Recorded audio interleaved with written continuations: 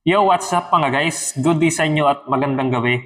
So, bidyong katatakutan na naman tayo for today's video. So, paalala lang nga sa may mga health condition po dyan, hindi sanay manood ng mga ganitong horror and creepy video na tinatalakay natin is kailangan may gabay kayo ng nakakatanda or may kasama kayo habang nanonood dito at magbanyo na rin kayo ng mas maaga habang hindi nyo pa napapanood itong video na to. So, pwede ito kasing maging disturbance sa inyong pagtulog, mga guys. At baka hindi nyo kayanin mag-CR mag-isa, kaya mag-CR na kayo bago kayo manood nito. At i-credit ko pala si Sir Goosebumps sa kanyang video na nire-reaction video natin. At i-subscribe nyo na rin siya, mga guys. So, paano ba yun? Alright. Start na tayo, mga guys. Huwag na nating patagalin to. Let's go. Portrait. Portrait is picture. Muffin, masarap yan oh. So yung mga foreigner, no, hindi sila mahilig sa kanin. Yan yung mashed potato, muffin, social, muffin. Hindi sila nagkakanin, halos hindi sila nagra-rice. Yung mga foreigner, lalong-lalo na yung mga western country yan, yung mga American, European, at mga ibang lahi pa. Tayo lang talaga mahilig sa kanin. Sila, mga tinapay. Sa dingding ng bahay nila, ganun. Portrait. isang detalye sa mga ito. Ano kaya yun? Yung napansin niya. Making my English muffin, and I was looking at these pictures. I'm like, oh, we're so cute. Ay! Who is that? Parang may na-develop na imahe ng lalaki sa tuktok nung image nila. And who is that? Dalawa! Like, do you see that? Dalawa mga guys. Yan oh. Hindi kaya yung yan? I'm so... Error sa pagde-develop? What in the world? What in the world is going on? Sabi niya. Photo. I'm like, this is crazy. This is crazy. Ang ganda ng pagbigkas talaga ng mga foreigner eh. Ngunit nang ituro niya ang napansin niya, makikita mo. Yun oh. May imahe ng lalaki na nakangiti, na nakatagilid. Naka-side view na stolen shot. Yun yung pero hindi nakakatakot. Bukod sa kanilang dalawa ay may iba pang mukha. Dalawa? Dalawang nag-appear? Mukha ng isa pang couple na hindi niya kilala. Ayon kay Emily, wala namang ibang mukha ang picture na yun nung ipadevelop nila to.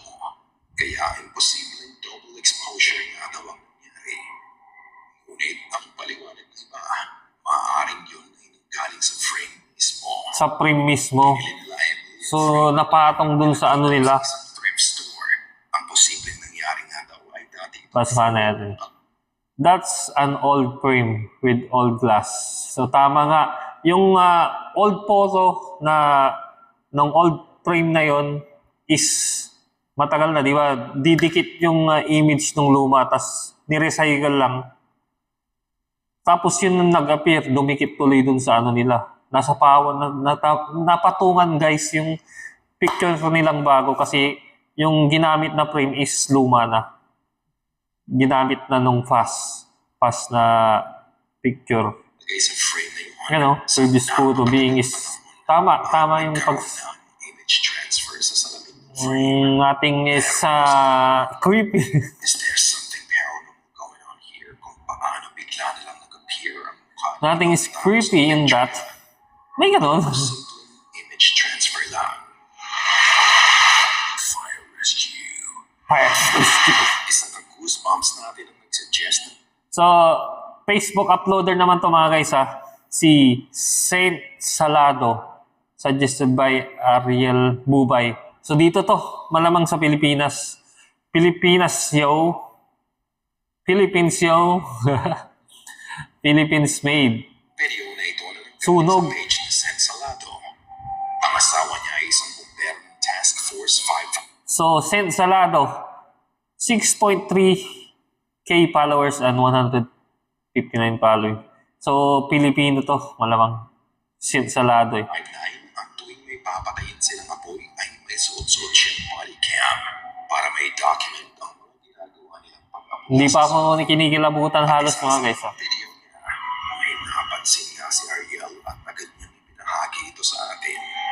Panoorin ang tapang ng bumbero at ang Ang galing no, yung mga bombero, binibideo rin pala nila, dinodocument nila yung pag-respond din nila sa sunog.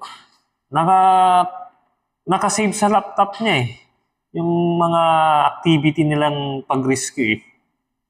kumulat ang nangyari sa video. Tastes like summer peach, sticky hands and softest speech.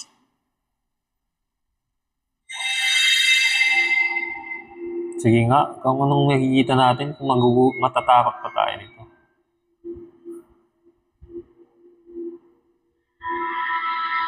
Grabe no?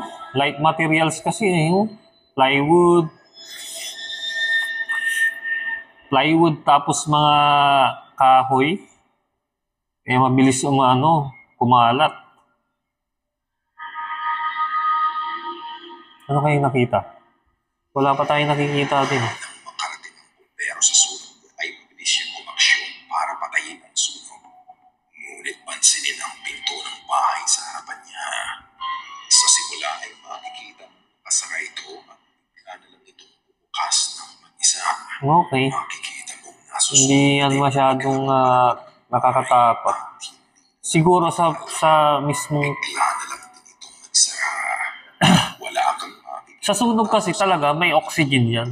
sa bahay na nangyari ito mo. Kung ganoon, may Mararamdaman mo yan eh. hihingi din ang tulong sa bumbero para unahin patayin ang sunog sa bahay na Hindi ako binsing na nakakatakot yan. pressure ito dahil Sa hangin lang yan. sandi. Kung ano man ang dahilan nito, Kasi malakas yung hangin ng apoy oh. ang mahalaga ay ligtas nilang napatay ang sunog doon. At gusto ko lang Ay, sabihin na sorry. saludo ako sa mga bayanihan. Yan mga guys, hindi yan kumbaga paranormal yung ganyan kasi pag sunog talaga mararamdaman mo yung may oxygen yan eh. Oxygen pa, naging scientist tayo. May oxygen yan. Kumbaga mararamdaman mo yung pwersa ng hangin. May yan eh, pagka malakas ang sunog. Mararamdaman mo naman yan eh. So yun siguro, hinangin yung pinto kasi wala naman siya. Tapos pagkaka-analyze ako mga guys, yung pinto is magaan lang talaga yun, magaan. Plywood lang siya na manipis. Maniniwala pa ako pagka yung pinto is solid, yung makapal. Kasi hindi talaga yan hahanginin. Yan kasi yung ulitin natin. Ay, Yan hindi na nga nagtagal. Bigla na lang din Yan siyang umaksyon Ah, para sorry. patayin ang sunog. Pero araw na ay Yan light materials. Kakayanin talagang yan, ihangin. Nothing is paranormal dyan mga guys. kung ano man ang dahilan nito, maging espiritu man o air pressure, ang mahalaga Hangin lang yun mga guys. ang sunog. At gusto ko lang sabihin na saludo ako sa mga kabayanihan natin mga bumbero. Tama. Sa mga bumbero, matapang sila talaga. Kasi life and death.